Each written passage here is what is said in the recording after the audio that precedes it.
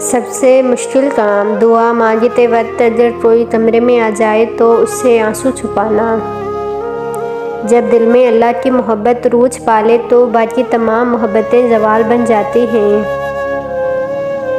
جو یہ کہتے ہیں کہ اللہ نظر نہیں آتا، مگر حقیقت تو یہ ہے کہ جب انسان مصیبت میں ہوتا ہے تو اسے اللہ کے سوا کوئی اور نظر نہیں آتا۔ اگر دنیا فتح کرنا چاہتے ہو تو اپنا لہجہ دھیما رکھو، کیونکہ لہجے کا اثر تلوار سے بھی زیادہ ہوتا ہے۔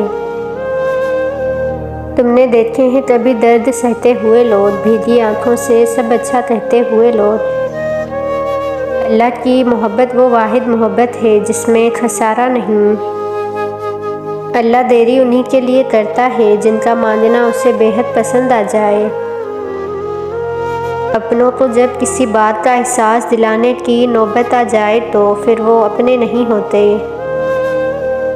ذرا سوچو، جو تمہیں جنم دے کر تمہارا برا نہیں سوچ سکتی تو کیا بنانے والا سوچے گا؟ میرے رب میں بے بس ہوں، تو میری مدد فرما۔ اللہ سے دوستی کے بعد ایک وقت آتا ہے جب آپ کو تنہائی سے ڈر نہیں لگتا، اکیلے رہنا برا نہیں لگتا، آنکھ سے لوگوں کی وجہ سے آنسو نہیں گرتے، ہونٹوں پر ہر وقت مسکراہٹ ہی مسکراہٹ رہتی ہے اور دل ہمیشہ مطمئن رہتا ہے۔ اللہ دیری انہی کے لیے کرتا ہے جن کا مانگنا اسے بے حد پسند آ جائے۔ حضرت علی علیہ السلام نے فرمایا، جو شخص ہمیشہ تمہاری خوشی چاہے اس کا اداس ہونا تمہارے لیے فکر کی بات ہونی چاہیے۔ ساری دنیا کا سکون ایک طرف اور سجدے میں اللہ سے دل کی باتیں کرنے کا سکون ایک طرف۔ کہتے ہیں انسان اپنا پہلا پیار کبھی نہیں بھولتا، تو پھر لوگ اپنے والدین کو کیوں بھول جاتے ہیں؟ حضرت علی علیہ السلام نے فرمایا، کسی سے رشتہ توڑنا ایک انتہائی تکلیف دہ عمل ہے، لیکن جہاں پر آپ کی ضرورت عزت اور قدر نہ ہو، وہاں سے دور ہو جانے میں ہی خیر و عافیت ہوتی ہے۔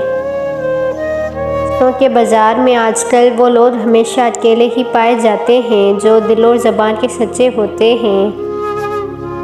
میرا اللہ تو کبھی بھی کچھ بھی کر سکتا ہے، تو پھر تم سے کس نے کہہ دیا جو فوراً نہ ملے وہ پھر دوبارہ کبھی نہیں مل سکتا؟ لوگ سمجھتے ہیں بادشاہ کامیاب ہو گئے، دولت والے کامیاب ہو گئے، اعلیٰ عہدوں والے کامیاب ہو گئے۔ قرآن کہتا ہے، بے شک کامیاب ہو گئے ایمان والے۔ بار بار توڑا جائے گا، تمہارا صبر آزمایا جائے گا، امتحان لیا جائے گا، مشکل میں ڈالا جائے گا۔ آزمائشوں کا یہ سفر بھی جلد ہی ختم ہو جائے گا۔ بس ایک بات یاد رکھنا، اللہ کبھی اکیلا نہیں چھوڑتا، وہ صرف تمہارا یقین آزماتا ہے کہ اس کا بندہ کب تک اس پر یقین رکھتا ہے، اتنی مشکلوں کے بعد بھی۔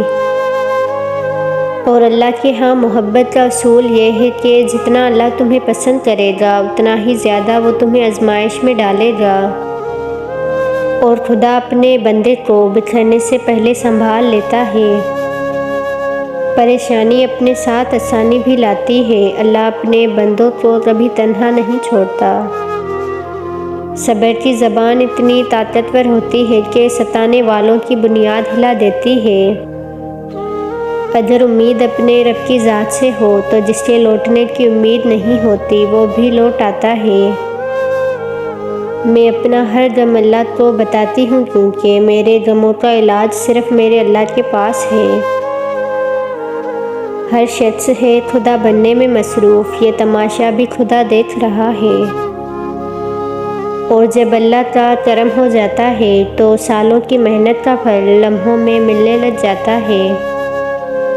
وہ صرف عبادت والوں کا رب نہیں، ندامت والوں کا بھی رب ہے۔ ہر پریشانی اپنے ساتھ آسانی بھی لاتی ہے، اللہ اپنے بندے کو تنہا نہیں چھوڑتا۔ اگر اللہ تمہیں انتظار کروا رہا ہے تو تیار رہو، وہ اس سے بڑھ کر تمہیں دے گا جو تم اسے مانگ رہے ہو۔ سجدہ کرتے وقت یہ سوچا کرو کہ تم سے بڑا گنہگار اور اللہ سے بڑا مہربان کوئی نہیں ہے۔ یقین ایسا ہو کہ سامنے سمندر ہو اور تم کہو کہ میرا رب راستہ بنائے گا۔ بہترین صبر وہ ہے جس میں لوگوں سے شکایت نہیں کی جاتی۔ اور خدا جب کسی کو معاف کرتا ہے تو اسے نماز کی توفیق بھی دیتا ہے۔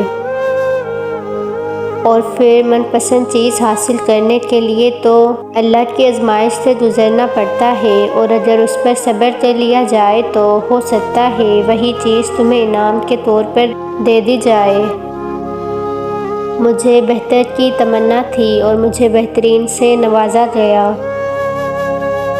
انسان تو سکون حاصل ہو جائے گا جب وہ یہ سمجھ لے کہ ہر چیز اللہ کی مرضی سے ہوتی ہے۔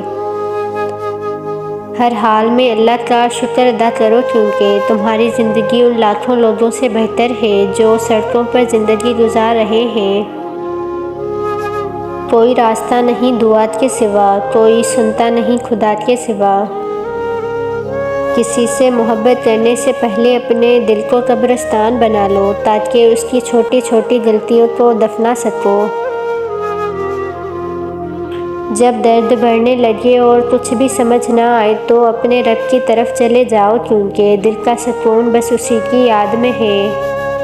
کچھ تکلیفیں ہمارا امتحان لینے نہیں بلکہ اپنے ساتھ جڑے لوگوں کی پہچان کروانے آتی ہیں۔